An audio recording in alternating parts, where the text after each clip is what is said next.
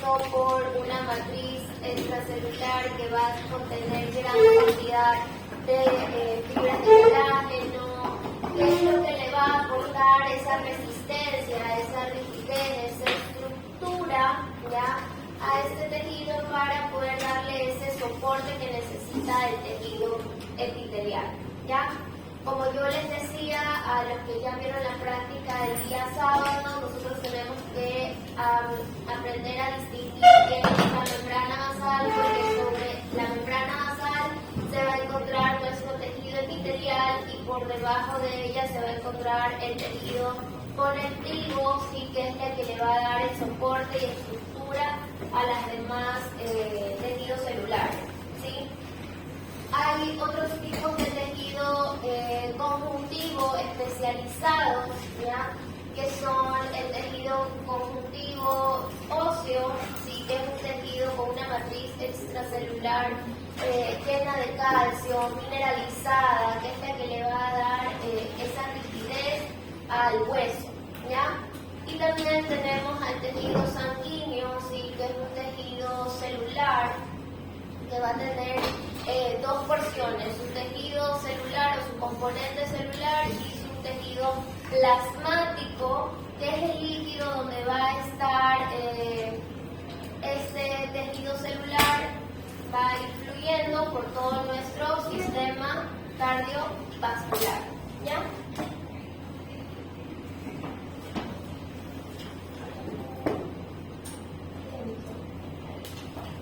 Ahora vamos a hablar un poquito sobre el tejido muscular. Como yo siempre les dije, el tejido muscular está compuesto por células que van a estar multinucleadas, porque el tejido muscular va a estar en constante actividad o en constante movimiento, ¿sí?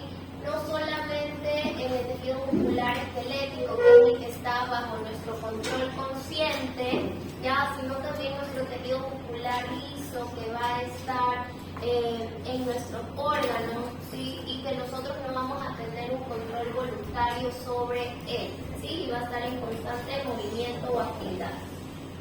Por eso es que este tejido también va a contener varias proteínas, ¿sí?, que son contráctiles para darle esa funcionalidad y esta estructura al tejido muscular para poder contraerse, ¿sí?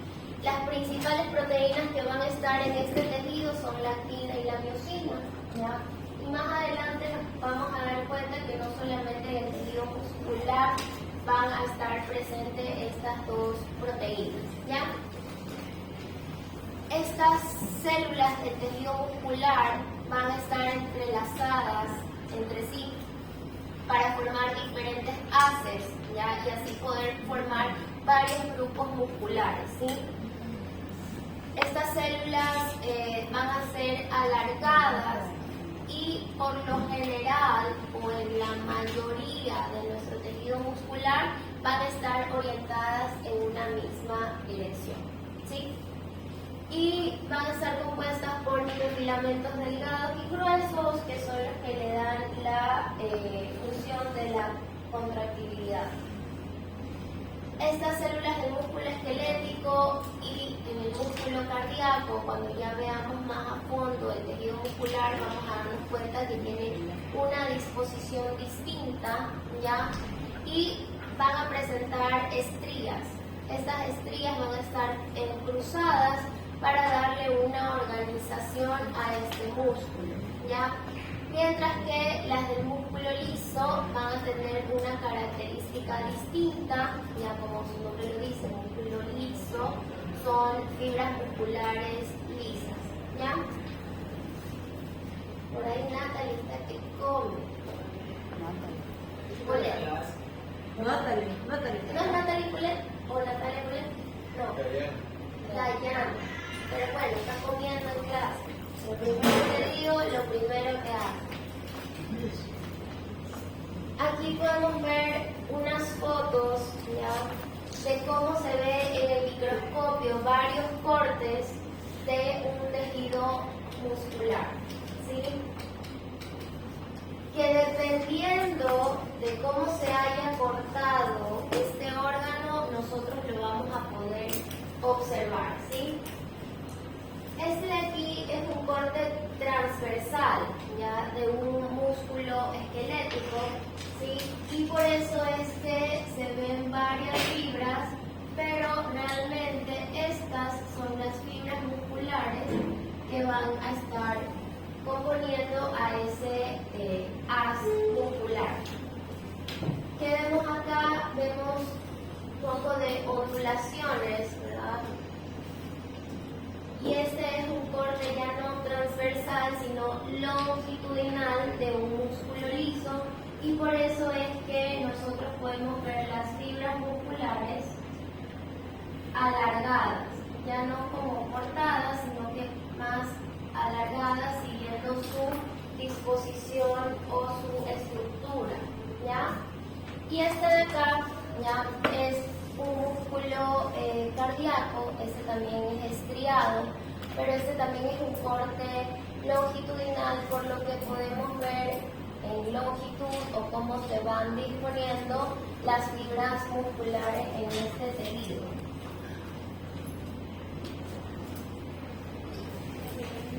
Y por último, el tejido nervioso, ya este es uno de los tejidos un poquito más complejos ya en entender, porque lo que más vamos a ver son raíces nerviosas, vamos a ver ganglios neuronales, ¿sí? Y la principal célula nerviosa o la principal célula del sistema nervioso son las neuronas, ¿ya? Y estas neuronas son unas estructuras sumamente especializadas, ya que ellas tienen que recibir, transformar y transmitir el impulso nervioso, ¿sí? Y que dependiendo de su localización, ya sea en el sistema nervioso central o sistema nervioso periférico, va a ir cambiando su estructura, ¿ya? Como les decía, van a recibir y procesar toda la información que nosotros vayamos a recibir o vayamos a recibir estímulos tanto del medio externo como del medio interno, ¿ya? Y la propiedad es que van a tener receptores sensoriales para poder llevar a cabo una función o una ejecución de alguna función en específico.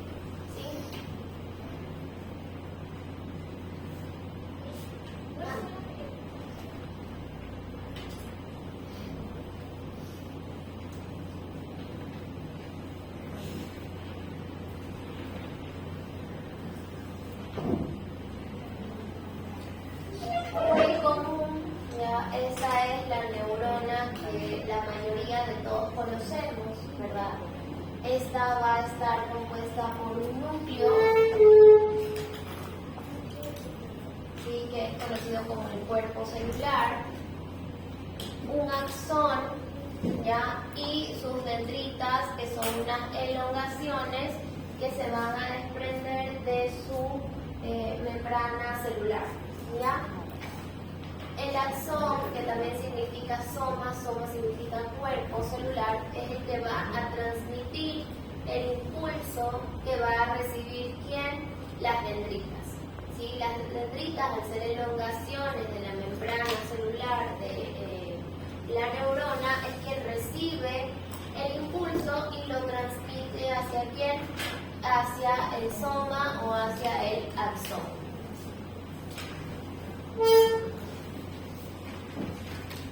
Este axón, como yo les decía, puede terminar en unas dendritas, y estas dendritas van a tener unas uniones celulares que le van a permitir conectarse con la siguiente neurona, ¿sí? Y esa unión que hay entre neurona y neurona va a llamarse sinapsis, ¿sí? ¿Perdón? Cada neurona va a terminar en unas dendritas, ¿ya? Y estas dendritas se tienen que unir con las dendritas de la siguiente neurona, ¿verdad? Entonces, ese sistema de unión entre neurona y neurona se llama sinapsis, ¿ya?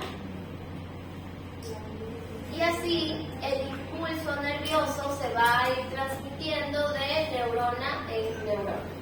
¿ya? Ahora, esta unión entre neurona y neurona debe haber un componente importante, ¿sí? Que se llama neurotransmisor, ¿sí? Que es una glicoproteína que le facilita la conducción, ¿ya?, de este impulso nervioso. ¿Okay? Glicoproteína.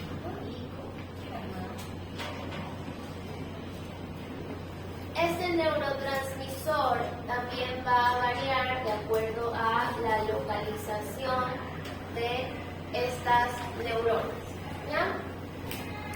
Como les decía, son sustancias químicas liberadas en estas uniones. ¿Para qué? Para facilitar la transmisión del impulso nervioso de una neurona a otra. En macro, es decir, a grosso modo, el sistema nervioso se va a dividir en dos: el sistema nervioso central y el sistema nervioso periférico, ¿cierto? El sistema nervioso central se va a comprender de nuestro encéfalo, es decir, de nuestro cerebro, ¿ya? Y también de la médula espinal y las células de sostén, que en el caso del sistema nervioso central se llaman glías, ¿ya?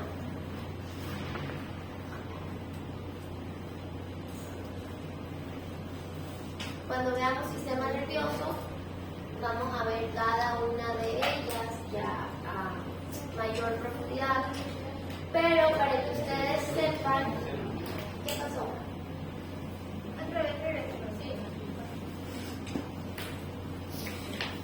Sistema nervioso se divide en dos: sistema nervioso central y sistema nervioso periférico, ¿verdad?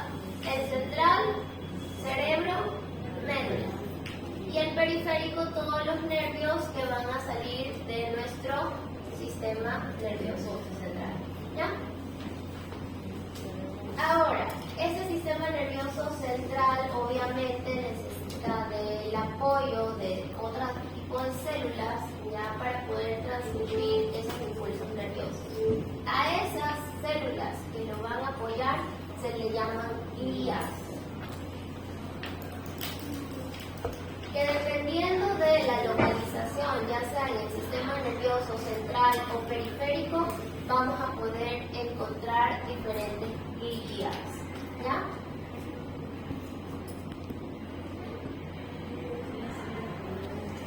Como yo les decía, el sistema nervioso periférico va a comprender todos los nervios o todas las raíces nerviosas que van a salir, ¿ya?, de nuestro sistema nervioso central, ¿sí? Y las células de sostén o las células que van a apoyar al sistema nervioso periférico son las células de Schwann y las células satélites. Las glías no. Son glías. Es un tipo de glía. Ajá, por eso decía, dependiendo de la localización es que van a tomar su nombre. Pero las glías se clasifican también en las del sistema nervioso central y las del sistema nervioso periférico.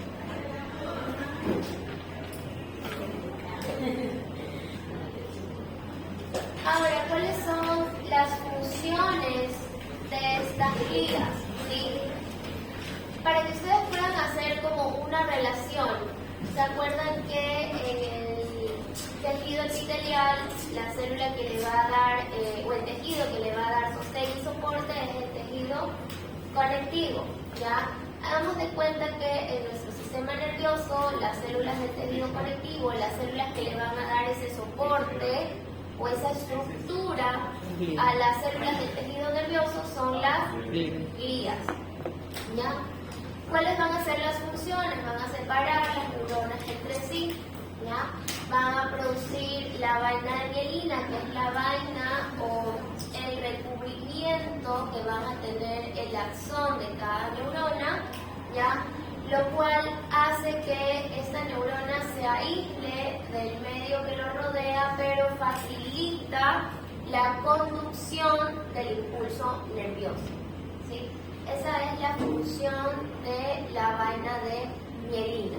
aísla al cuerpo de la neurona, pero facilita la conducción del impulso nervioso, ¿ya?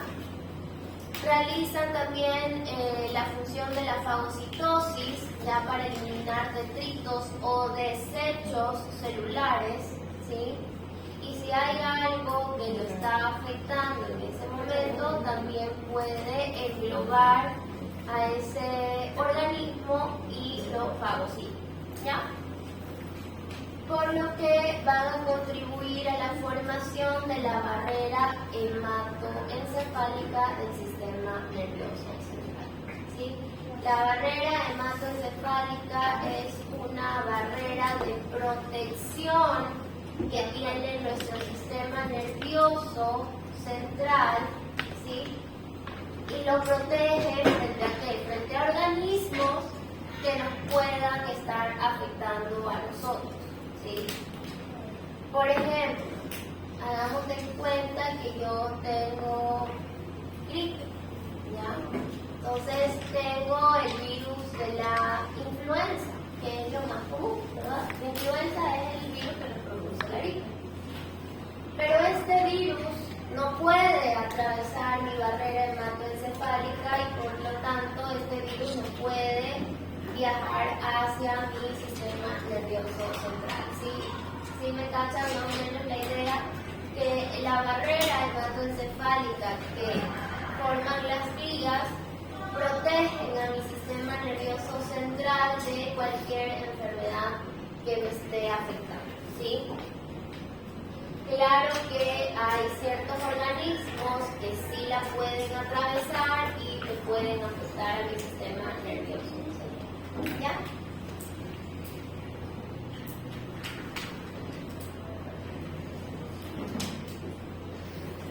Como les decía, dependiendo del corte que nosotros vayamos a observar o vayamos a ver, es que se puede visualizar de distintas formas, ¿ya? el tejido. Este es un corte transversal de un tejido nervioso, de una raíz nerviosa, y se ven varios axones, ¿verdad?, cortados de forma transversal, que si nosotros lo cortamos de una manera longitudinal podemos ver ya el cuerpo del axón, dependiendo del corte que se vaya a visualizar. Y por último les he dejado como un recordatorio, ¿sí?, todo lo que se va a derivar de cada hoja o cada capa germinativa en el proceso de la capsulación, ¿sí? ¿Está con frío?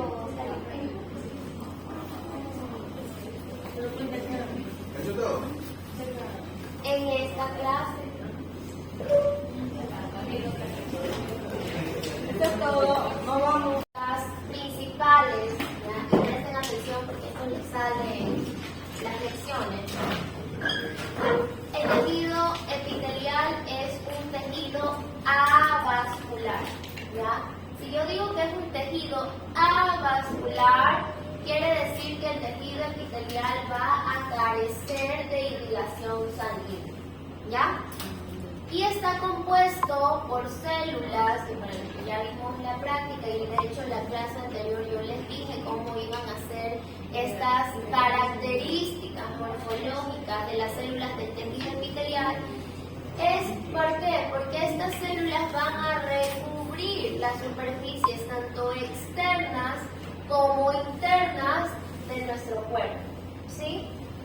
Y asimismo pueden revestir las cavidades internas, incluyendo las del sistema vascular. Para los que vimos ya la práctica, ¿se acuerdan qué tipo de célula iba a recubrir al endotelio? A los que vimos el capilar en una de las placas, era tejido epitelial plano, simple, muy bien, ¿ya? Y conductos corporales que pueden comunicar el exterior y también el caso del sistema digestivo, respiratorio y genitourinario, que está recubierto por mucosas, ¿sí? ¿Se acuerdan que cuando nosotros hicimos la práctica del raspado de los carrillos, nosotros vimos tejido epitelial plano, ¿ya?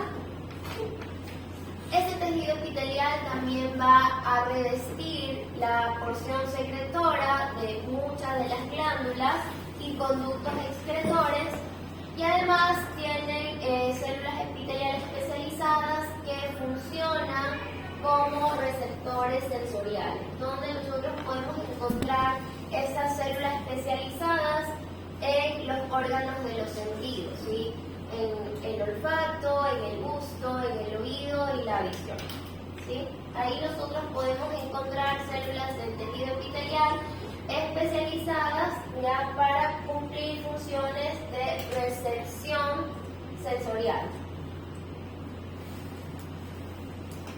Como yo les digo siempre, una de las características muy importantes del tejido epitelial es que estas células están dispuestas una al lado de la otra, ya no hay espacio.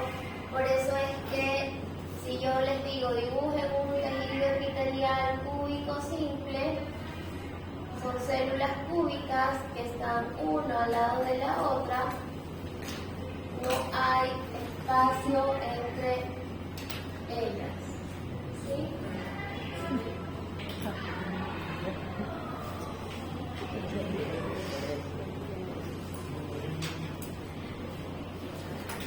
Y van a estar unidas una al lado de la otra mediante uniones. Ya vamos a ver esos tipos de uniones.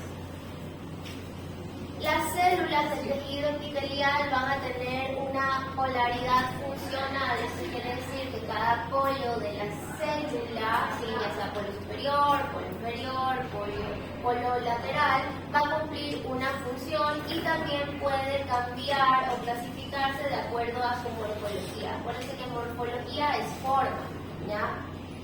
Y así es que van a cumplir diferentes funciones de acuerdo a la localización en la que se encuentran, ¿ya? Ahora, esta polaridad se va a clasificar en tres regiones, ¿sí? Una que es una superficie libre o región apical, que es todo lo que está por encima de la célula, ¿ya? Esa va a ser su región apical, que es una región que va a estar libre porque no está en contacto con nada, ¿ya? El polo superior.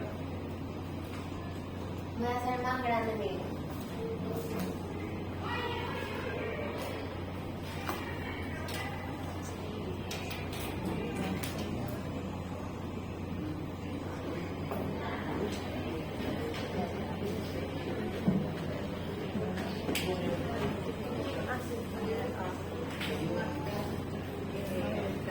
Este es mi tejido cúbico simple, ¿cierto? Mi región apical en este tejido es todo lo que va a estar por encima de la célula, ¿sí? Este es mi borde apical o región apical, ¿sí? Va a tener una región lateral, como el nombre lo dice, va a estar una a cada lado de la célula, es la que va a estar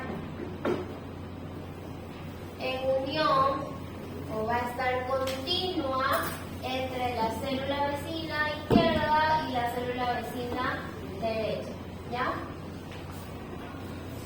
Ahora, también va a tener una región basal.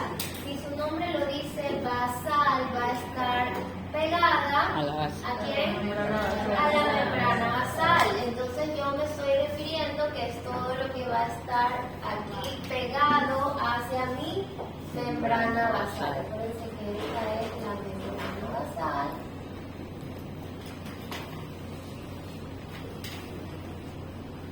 Entonces, mi región basal es mi polo inferior que va a estar en contacto con la membrana basal, ¿ya? Y cada una de estas regiones va a tener tener una propiedad en específica de acuerdo a las proteínas que vayan a integrarla, ¿ya?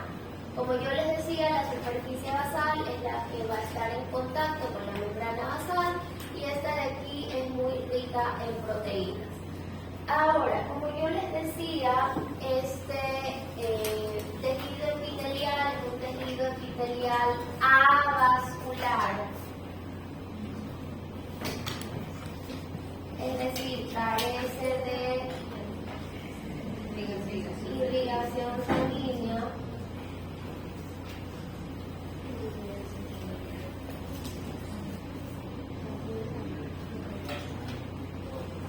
El tejido epitelial se va a nutrir del tejido conectivo.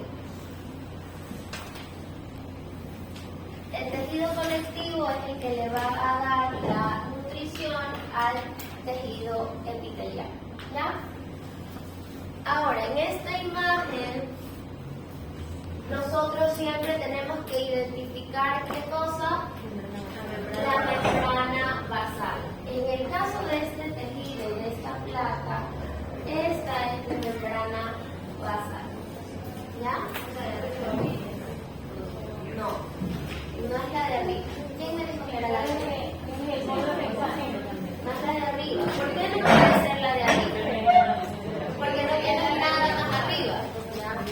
Y acuérdate que las células del tejido epitelial siempre descansan sobre la membrana basal, ¿ya? Si yo veo ese tejido, yo veo esa forma de células, es un tejido epitelial cilíndrico porque las células van a superar la altura en relación al ancho. ¿Y cómo es el núcleo de esta célula cilíndrica? Es un núcleo ovalado.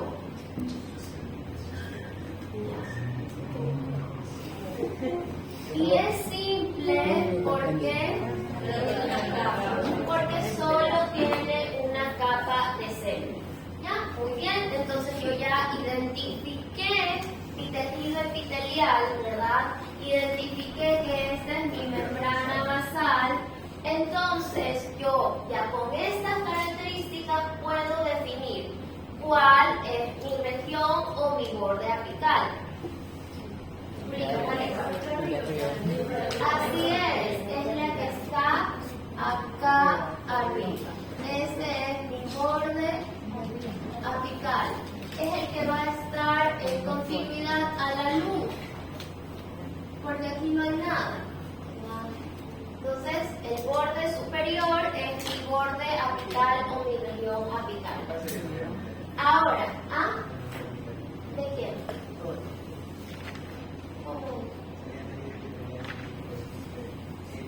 Es simple porque eso no tiene proceso. Ahora, ¿cuál es mi borde o mi región basal? La de aquí abajo, la que va a estar en continuidad con la membrana basal. ¿Y cuál sería mi región lateral? La que está aquí en medio de las células, ¿sí? Es como que digamos que mi borde apical es el techo, mi región basal es el piso y mis regiones laterales son las paredes del salón. ¿Ya?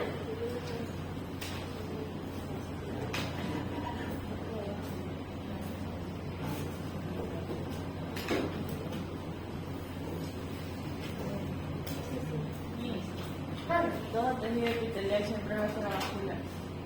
Todo.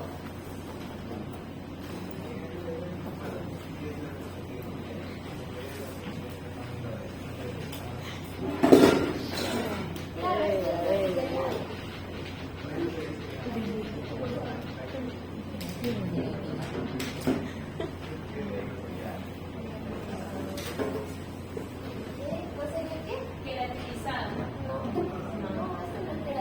Queratinizado tenía Solo espuma, el como tejido espuma. epitelial blando estratificado es el que se divide en queratinizado queratinizado y no queratinizado.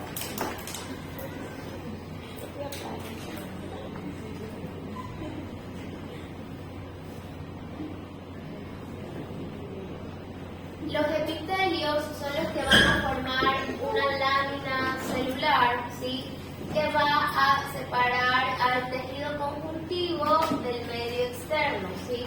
Es por eso que este tejido epitelial tiene que ser muy selectivo y tiene que facilitar que la entrada o la salida de sustancias, ¿sí?, de acuerdo a la localización en la que se encuentra, ¿ya?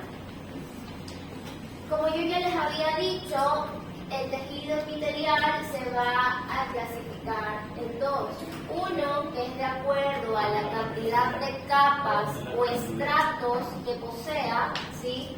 Y la otra clasificación es de acuerdo a su morfología, ¿ya? Si de acuerdo a la cantidad de estratos o capas, se va a clasificar en dos.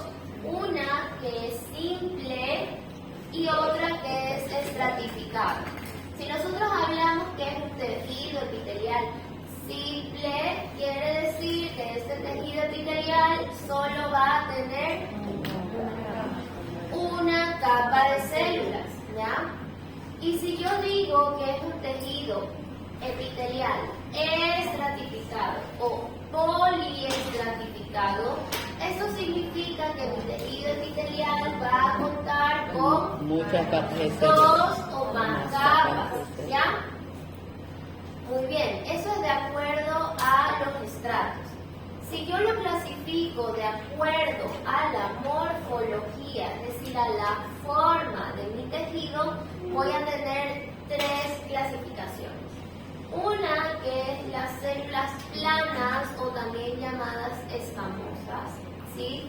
Que yo ya les dije que estas células van a ser bien finitas, bien delgaditas, por eso se llaman planas. Aquí el ancho de mi célula va a superar su altura o su alto. Esa es el tejido epitelial plano. Ahora, si yo quiero dibujar mi tejido epitelial cúbico, como su nombre lo dice, tiene forma de cubo, esto significa que su ancho es similar a su altura. ¿Y qué iba a ser lo característico en este tipo de tejido? El núcleo es bien redondo, bien definido, ¿sí? Entonces, ahí yo tengo mi tejido epitelial cúbico. Y por último, tengo también tejido epitelial cilíndrico, como su nombre lo dice, células que son similares a un cilindro. Es decir, la altura de mis células va a superar su ancho. Y al momento que la altura es mayor al ancho, el núcleo va a ser un núcleo ovalado, alargado, ¿sí? ¿No la ves por qué?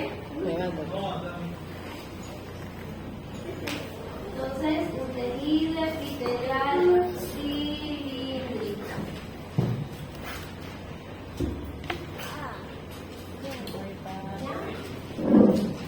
Esa va a ser mi clasificación de acuerdo a la morfología, a la forma que van a tener estas células. ¿Sí?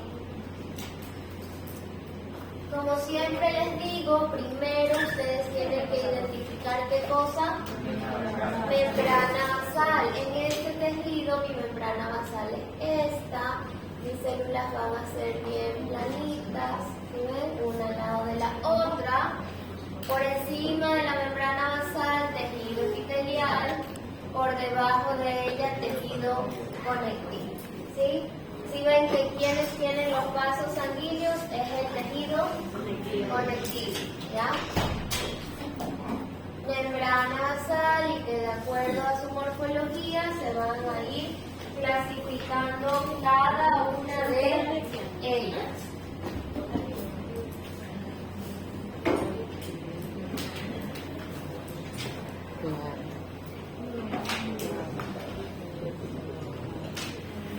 Y esta imagen les demuestra la clasificación de acuerdo a los estratos, que si es simple, una sola capa de células, si es estratificado, dos o más. ¿Ya? Eso es importante, ¿ya? Para que ustedes sepan cómo identificar, en el caso de los epitelios estratificados, qué epitelio es, ¿ya? Ustedes, para identificar cuál es la morfología del tejido epitelial estratificado, ustedes tienen que fijarse en la última capa de células, ¿sí? Y esa última capa de células es que les va a dar la morfología del tejido, ¿sí? Por ejemplo, en este caso, nosotros vemos varias capas celulares, ¿verdad? Y nosotros nos tenemos que fijar en la última capa. ¿Ya? Si yo miro la última capa de ese tejido estratificado, son células planas. Entonces, si yo veo un tejido así, yo tengo que decir que es un tejido epitelial plano estratificado.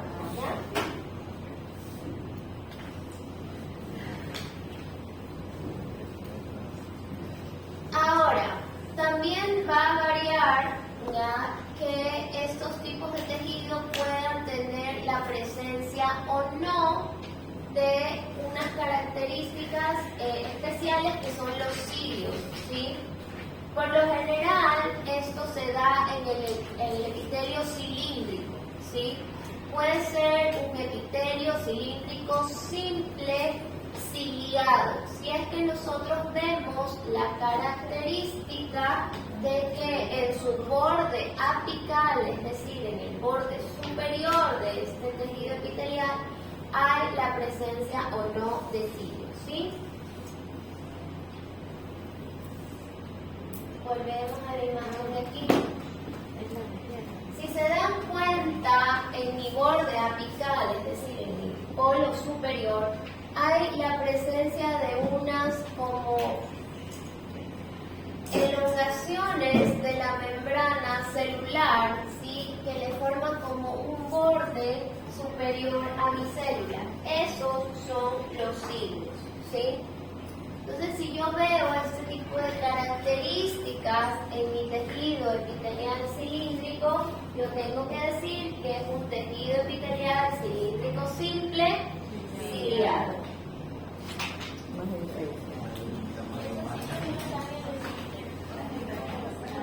En el cilíndrico, en el estratificado también puede haber.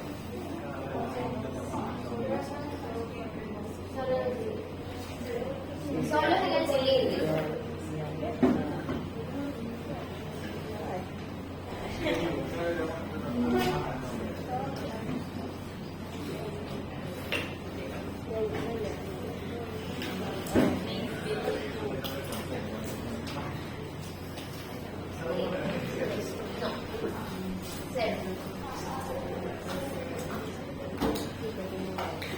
Ahora, lo mismo va a pasar con el tejido epitelial plano estratificado, ¿sí? Este tejido epitelial plano estratificado, de acuerdo a la localización que esté, se puede clasificar en dos. Una que es queratinizado, porque en el borde superior de estas células va a haber la presencia de queratina, ¿ya? Y otra que es el no queratinizado, que va a tener la ausencia de queratina, ¿sí? Por ejemplo, aquí tenemos una imagen en la cual yo debo identificar ¿qué cosa? Una vez identificada mi membrana basal, yo me voy a fijar que ¿cuántas capas de células hay? Hay varias capas celulares. 1, 2, 3. Estratificar. ¿Ya? Entonces, Entonces, ahí yo ya sé que tengo un tejido epitelial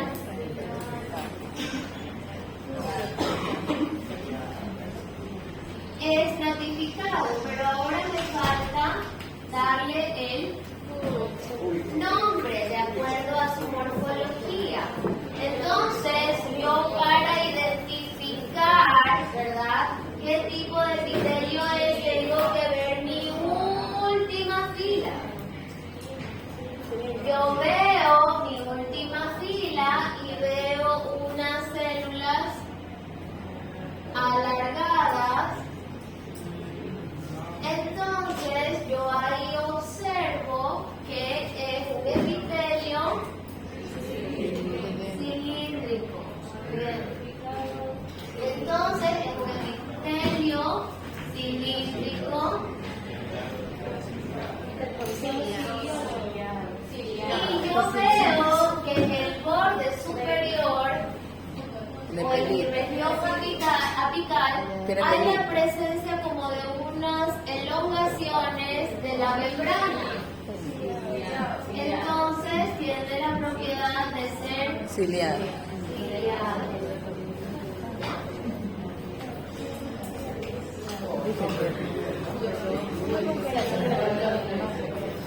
Es como ustedes tienen dos, bueno, la mayoría tiene dos nombres y dos Ciliar se lo puede aparecer apellidos. en ningún otro. ¿Quién tiene tres nombres? El cilíndrico. Ah, el epitelio.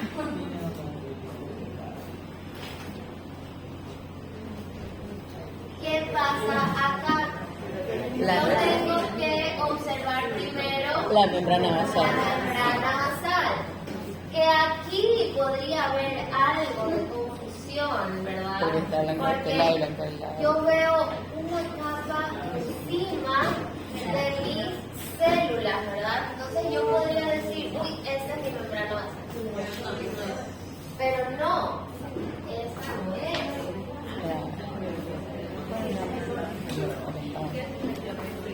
Este no es mi membrana basal. La membrana basal de este tejido está mucho más abajo. ¿Sí? Acá está mi membrana basal. ¿Ya?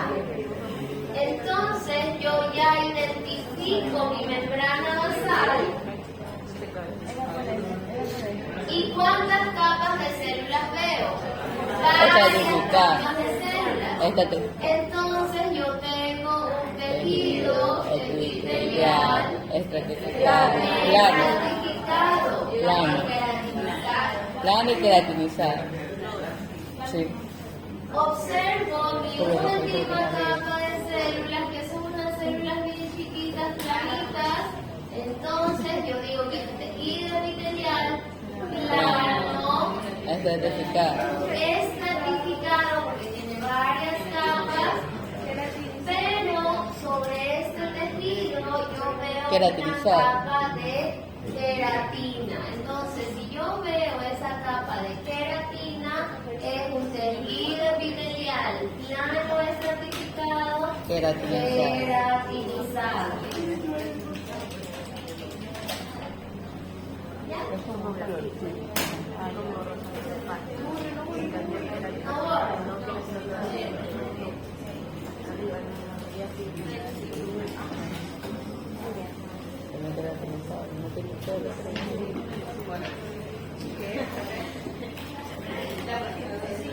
¿Ya? ¿Ya?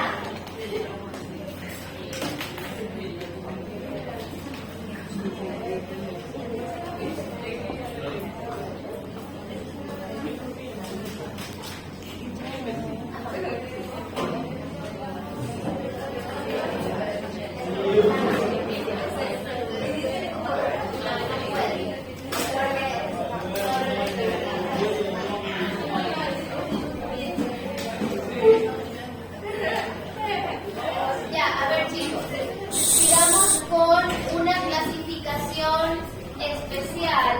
Sí,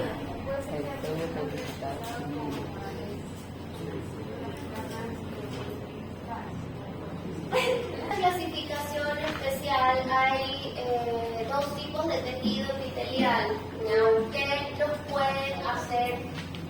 confundir ya un poco. Y una de ellas es el tejido epitelial pseudoestratificado, ¿sí? El tejido epitelial pseudoestratificado, como su nombre lo dice, de pseudo, da un falso aspecto ya de varias capas, ¿sí? Pero no es que son varias capas, es una sola capa de células. La diferencia es que así es, va a tener varias alturas. Es decir, yo tengo mi membrana basal y aquí voy a tener varias células de diferentes tamaños y cada una de ellas va a tener su núcleo. Entonces me va a dar un falso aspecto de que tengo varias células en varias capas. ¿Ya?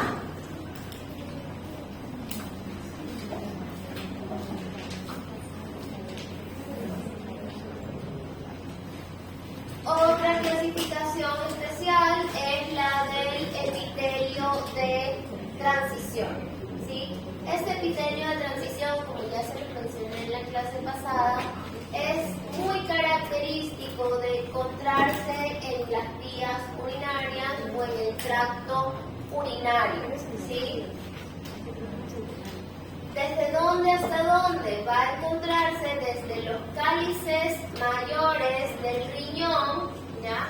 Hasta el segmento proximal de la uretra. La uretra es un conducto por el cual ya nosotros vamos a poder expulsar la orina desde la vejiga, ¿sí? Y este epitelio de aquí es un epitelio estratificado, quiere decir que va a tener varias capas de células, pero tiene una característica especial. Y esta característica especial es la capacidad que le va a dar al órgano de la vejiga de poder distenderse, ¿sí? Para poder llenar su capacidad de orina. Y una vez que nosotros hemos ya orinado, vuelve a su mismo tamaño, ¿ya? Entonces, esa es la característica especial de este epitelio de transición, ¿sí? Que se distiende y regresa a su mismo tamaño, ¿sí? Si se pueden dar cuenta, es un epitelio que va a tener varias capas, ¿ya? Pero la última capa por lo general puede tener varias formas, ¿sí? Entonces, cuando ustedes vean un tejido con varias formas en su última capa, es un epitelio de transición, ¿ya?